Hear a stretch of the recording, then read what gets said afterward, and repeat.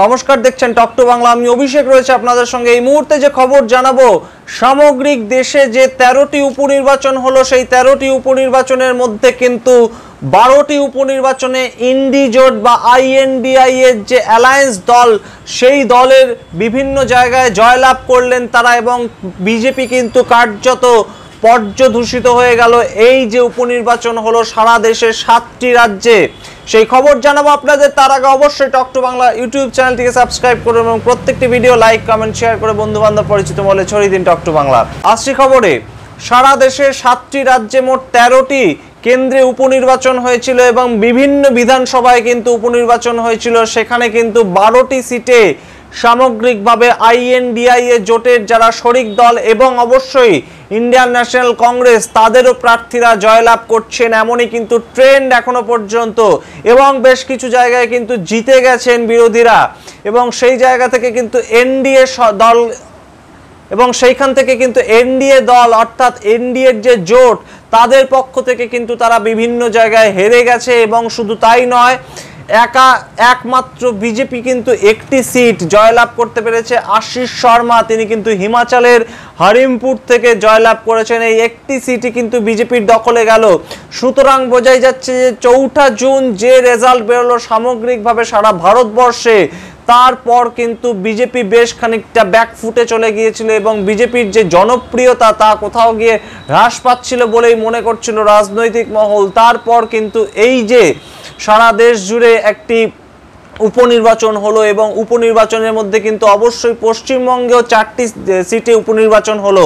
সেখানেও কিন্তু তৃণমূল কংগ্রেসের জয় জয়কার, এবং 4টির মধ্যে 4টি সিটেই তৃণমূল কংগ্রেস জয়লাভ করলো। এছাড়া যে সমস্ত রাজ্যগুলোতে উপনির্বাচন হয়েছিল তা বিহার, তামিলনাড়ু, মধ্যপ্রদেশ, উত্তরাখণ্ড, হিমাচল এবং পাঞ্জাব। সুতরাং সামগ্রিক যে এই 7টি উপনির্বাচন, 7টি রাজ্যে উপনির্বাচন, 13টি মোট কেন্দ্রে, সমস্ত কেন্দ্রেই কিন্তু কোথাও গিয়ে মমতা বন্দ্যোপাধ্যায়, কোথাও অরবিন্দ কেজরিওয়াল, কোথাও রাহুল গান্ধী অর্থাৎ কংগ্রেস, আম আদমি পার্টি কিংবা তৃণমূল কংগ্রেসের মতন বিরোধী শক্তি যারা এই মুহূর্তে লোকসভার অভ্যন্তরে, তাদের জয় জয়কার। তাহলে কি কোথাও গিয়ে ভারতীয় জনতা পার্টির যে জনপ্রিয়তা কিংবা মোদি ম্যাজিক, সেটা কোথাও গিয়ে শেষ হচ্ছে? মানুষ কি তাহলে আর মোদি ম্যাজিকে বিশ্বাস রাখছেন না? তেমন প্রশ্ন কিন্তু এই মুহূর্তে এই ফলাফলের পর রাজনৈতিক মহলে ঘুরে বেড়াচ্ছে। এবং সেই জায়গা থেকে কিন্তু শুধু বিজেপি নয়, বিজেপির সঙ্গে যারা যারা শরিক দল আছে, এনডিএ জোটের মধ্যে যে সমস্ত শরিক দল রয়েছে, তারাও কিন্তু ভোটে অংশগ্রহণ করেছিলেন এই 13টি উপনির্বাচনে।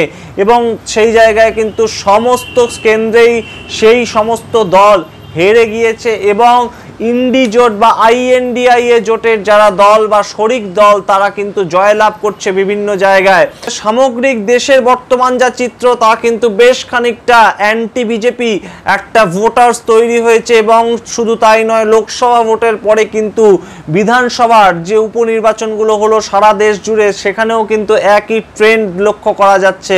রাজনৈতিক মহল সূত্রে আমরা যা জানতে পারছি তা কিন্তু অত্যন্ত ভয়ঙ্কর, কারণ আগামী দিনে বিভিন্ন বিধানসভা নির্বাচন যে হতে চলেছে অনেক নানান রাজ্যে, ঠিক যেমন 2026 সালে পশ্চিমবঙ্গে বিধানসভা নির্বাচন হতে চলেছে, সেই সমস্ত বিভিন্ন রাজ্যে যে বিধানসভা নির্বাচন হবে, সেখানেও কিন্তু অনেক বিধানসভা হাতছাড়া হতে চলেছে বিজেপির, এমন কিন্তু রাজনৈতিক মহল সূত্রে খবর। এবং বিজেপি বা এনডিএ জোটের যে সমস্ত সরকার বিভিন্ন জায়গায় সরকার গঠন করেছে, তারা কোথাও গিয়ে তাদের জনপ্রিয়তা হ্রাস পাচ্ছে, তেমন একটা ট্রেন্ড কিন্তু সারা দেশ জুড়ে বিভিন্ন ভোটে লক্ষ্য করা যাচ্ছে। তাই কি যদি হয়, তাহলে কিন্তু এনডিএ জোট নিয়ে এবং এনডিএ জোটের ভবিষ্যৎ নিয়ে এই মুহূর্তে বেশ খানিকটা সন্দিহান রাজনৈতিক মহল। তার কারণ এনডিএ জোট কিন্তু বেশ খানিকটা নড়বড়ে ভাবেই তৈরি হয়েছে। তৃতীয়বারের জন্য প্রধানমন্ত্রী নরেন্দ্র মোদী প্রধানমন্ত্রী হয়েছেন, কিন্তু এনডিএ বিভিন্ন দলের অর্থাৎ এনডিএ বিভিন্ন শরিকদের সাহায্য নিয়ে। সেই জায়গা থেকে যদি তারা, সেই সমস্ত দলগুলি যদি বিধানসভার অভ্যন্তরে তাদের জনপ্রিয়তা হ্রাস পায় কিংবা তারা হেরে যান, তাহলে সেই ক্ষেত্রে তারা যদি এনডিএ জোট থেকে কোথাও গিয়ে আইএনডিআইএ জোটের দিকে ঝোঁক প্রবণ হয়ে পড়েন, সেইখানে কিন্তু অনেকটাই বেকায়দায় পড়বে ভারতীয় জনতা পার্টি। কারণ ভারতীয় জনতা পার্টির কাছে কিন্তু একা সংখ্যাগরিষ্ঠতা নেই সরকার গঠন করার মতন।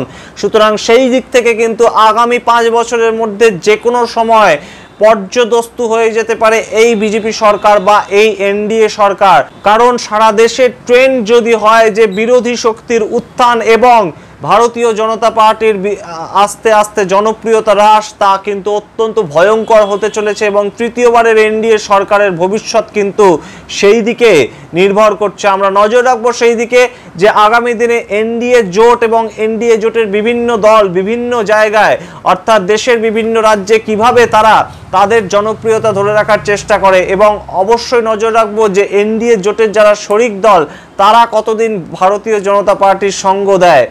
সেই সমস্ত খবর জানাবো আপনাদের। আপনারা দেখতে থাকুন টক টু বাংলা। ভুলবেন না টক টু বাংলা ইউটিউব চ্যানেলটিকে সাবস্ক্রাইব করতে। ধন্যবাদ।